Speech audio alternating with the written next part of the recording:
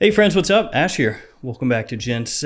Saw some people talking the other day about clone fragrances, talking about how they were getting too popular. And I, my friends, think that's not true at all, because I'm Googling right here on my phone, clones. And what does it pull up? Is some sheep being cloned? What is cloning? Cloning fact sheet? Kanye is missing. Are they gonna clone him?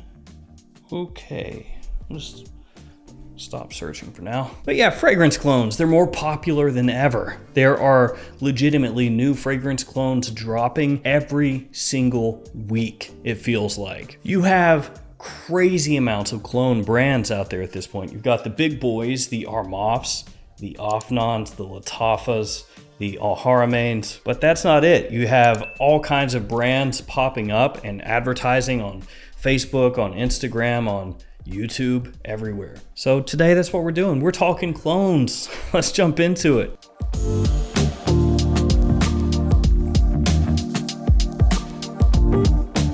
I'll link in the description some of the clone brands that I'm talking about today, but I'm sure that you guys, you know most of them already, or probably all of them, right? Okay, so where to start?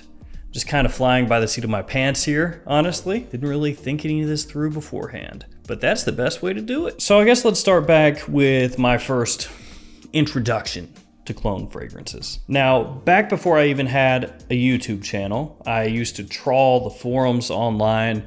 I watched the fragrance channels that were around back then. Most of them are gone now, but you know, a few are still around. But back then, clones were not like they are today. You had some fragrances that were released on occasion from fragrance brands that might smell similar to something else out there that's more expensive, and obviously that would make its way around. Everybody would be talking about it like, oh, if you like this, buy this, save yourself some money. As an example, Perry Ellis M, that came out all the way back in 2004. And that fragrance is cheap, really cheap, actually, and it still is cheap.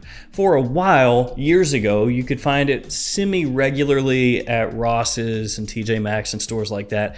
I haven't seen one there for years, but you used to be able to find it there. It smells similar to Chanel Allure Homme. So yeah, it came out a number of years after Allure Homme, smelled similar to it, and eventually that made its way around to everybody. Hey, if you like Allure Homme but you don't have the money, pick up Perry Ellis M. So yeah, that's how clones were for a long time. But then a little while before I started my channel, these clone fragrances started to kind of make their way over to the US. Very slowly at first. There were fragrances coming out that were a little bit similar to Aventus, for example. It started to get people's attention. I gotta say, the first Aventus clone that really started to gain traction was complete crap. It sucked. It was terrible. It was called Ilum Dean Fresco, which you probably have not heard about unless you were around back during that time. So this is around 2012. And that was the first fragrance that really started to get people's attention, especially around Aventus clones. It was like, oh, here we go. Because nowadays, clones come out for everything, seemingly. You know, designers, niche, whatever. If it's popular, there's gonna be a clone eventually, right? But back then, clones were much more novel. So that one came out, and it was hyped. But yeah, that came out, and it really started to open the floodgates. You saw more and more clone fragrances coming. Armaf started to pick up steam. Eventually you had Dua pop up. You had Alexandria pop up after that. You started to see some things trickle down here and there, make their way to discounters. And back then, you didn't really have these clones in discounters like they are nowadays. A lot of them, if you wanted them, you had to go onto eBay and buy them off of there. But as I've said a few times, those early clones, a lot of those were not very good. Like if you compare them side by side with the fragrance that they're trying to be, it is extremely obvious, like immediately, which one's real, which one's the clone, because they just didn't quite have it down. In the opening, a bunch of times with those earlier clone fragrances, nah. But then things progress. And they progress. And then you start to get little hype trains from different fragrances. Latafa Rogba, that one had a nice little hype train for a while as an alternative to 24 Gold from Scent Story, which also had a hype train. But you started to see more and more people embracing clone fragrances. And do keep in mind that when these clone fragrances first started to kind of break out,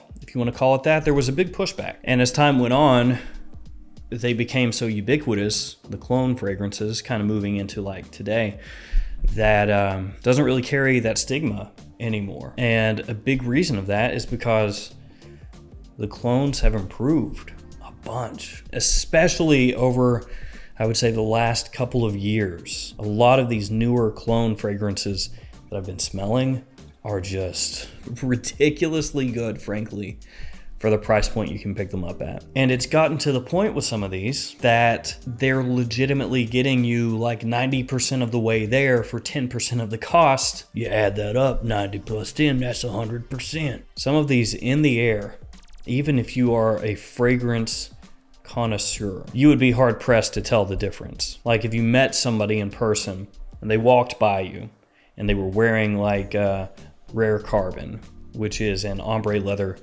from Tom Ford clone, then you may catch a whiff of that as they pass you and you'd be like, oh, that's Tom Ford. Because with most people, especially if you're around them, I mean, you're not going to get right up on them and kind of put your nose like on their arm.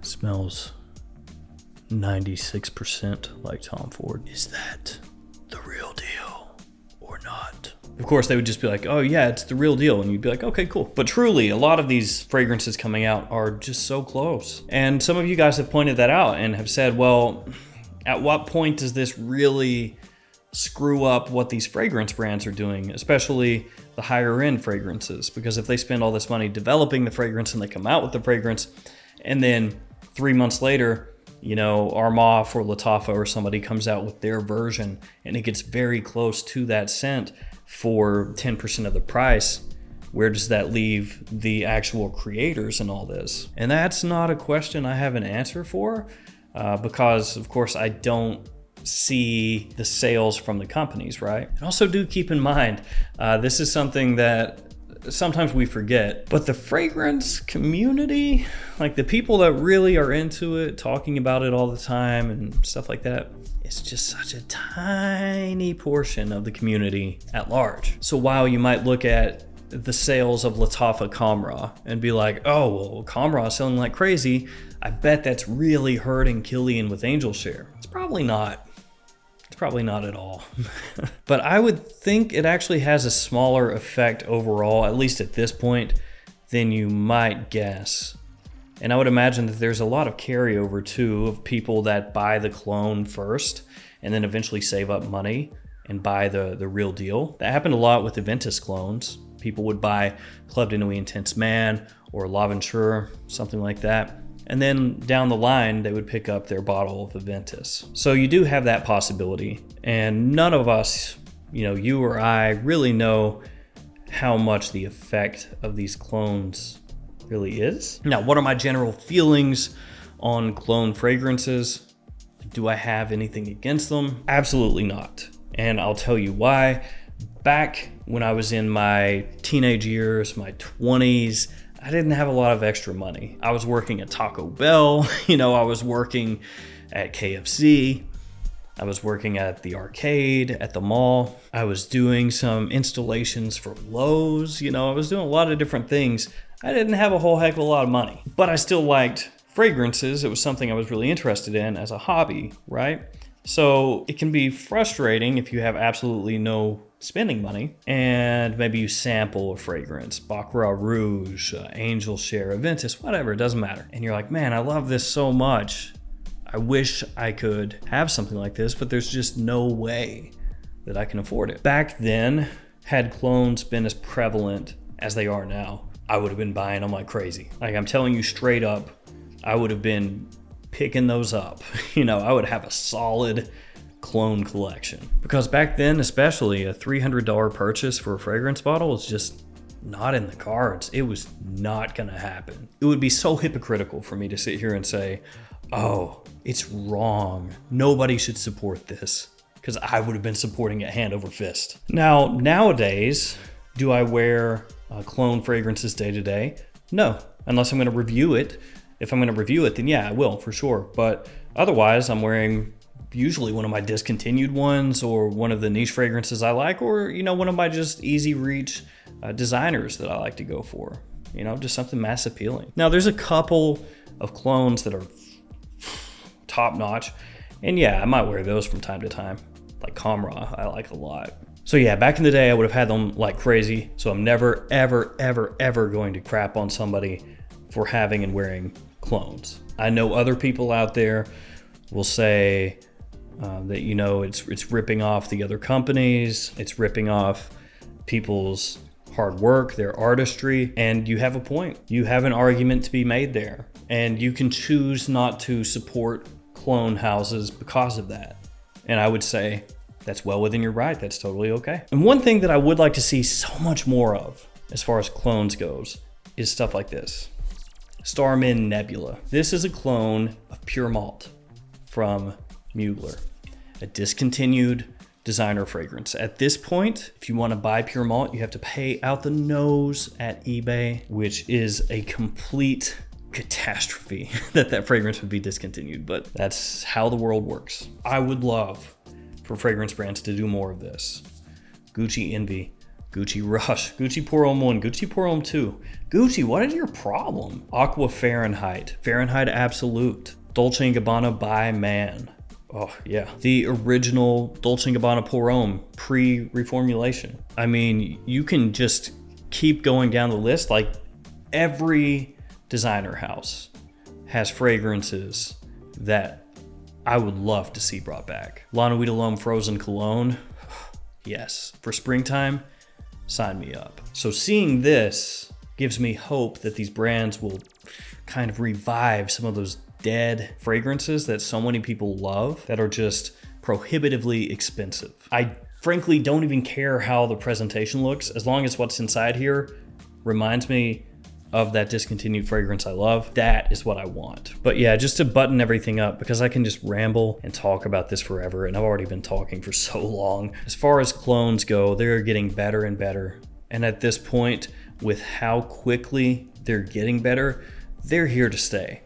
Unless something happens where they become illegal, you know, like somehow the loophole in which clones function by companies not being able to patent their fragrances. If there's a way that gets shut down, that's a different story. That'd be huge news. I don't think it'll happen, but still. But assuming that doesn't happen, these clone fragrances are here to stay. They're just gonna get more popular because they're getting better. You compare some of the stuff coming out now to stuff that was coming out 6-7 years ago, it is night and day. There is an enormous difference. And on top of that, they're getting better and cheaper. And especially when people are having a crunch, you know, they don't have as much money to spend, that stuff is gonna get even more popular. So yeah, these clones are gonna keep popping off, essentially. All right, guys, feel free to, you know, leave comments. Let me know your opinion. Do keep it civil. I know you guys usually are really chill in the comments, but sometimes, man, it just turns into World War III when we're talking about fragrance clones. I'm out of here. Thank you all. Stay safe out there. I'll see you tomorrow with another fragrance video. See you later.